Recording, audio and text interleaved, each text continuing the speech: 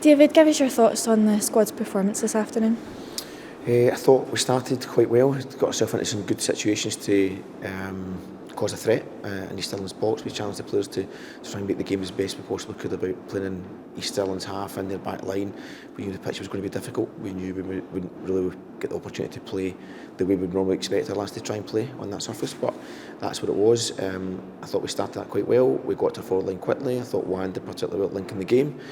As I say, we got into the final third, and either the last action, the last decision, obviously, wasn't what we'd want it to be, and that ultimately we don't get ourselves in a position to get ahead in the game. We lose a goal kind of in the latter part of the first half, which does knock us back a little bit. But the goal comes from us trying to play in that middle part of the pitch, just in front of our box. We turn it over and they go and score off the back of it. So that's always a disappointment in the way it happens. It's hard for the players to try and think differently from what they normally would do. It's almost normal for us to try and play and try and build our way and try and play through pressure, but sometimes maybe that lends itself in pitches like that to be quite challenging. That's what it was. Second half, losing the goal quite early.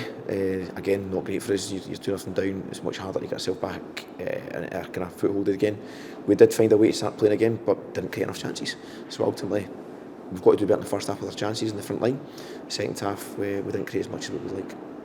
East Stirlingshire, quite a tough side, as we found out when we played them earlier on in the season, but there was some external factors today, weather conditions, that might have impacted the game negatively.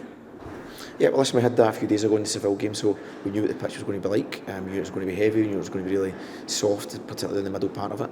We wanted to try and play in the wide areas quicker and try and isolate those 1v1s or 2v1 moments. As I say, we did it relatively well the first half, but second half not so much. But it's no surprise that that's what the pitch was, that's what it had to be. We had to try and adapt how we wanted to play to try and manage that. We did it at times, but not as much as we would like to have. And ultimately, that's what, as I say, it's cost us the first goal. But it's done. We knew Stirling were going to be tough. The first game we had them early in the season was tough.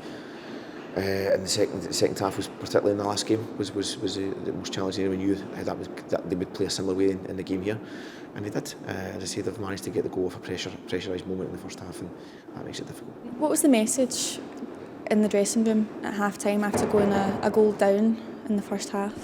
Listen, we created chances in the first half, or got ourselves in good positions to take chances. We felt we could do that in the second half, particularly against the wind, because we thought the game would hold up. But we never had the forward runs, we never really served the ball into those spaces, and therefore we didn't test the goalkeeper enough. But the message was to believe, if we could carry out our forward play and in those areas we felt we could create, and we just had to be more clinical, more ruthless. But as I say, we didn't make those chances as we did in the first half and the second, and therefore we didn't give ourselves that opportunity. But losing the goal in the second half so early obviously puts you in the back foot.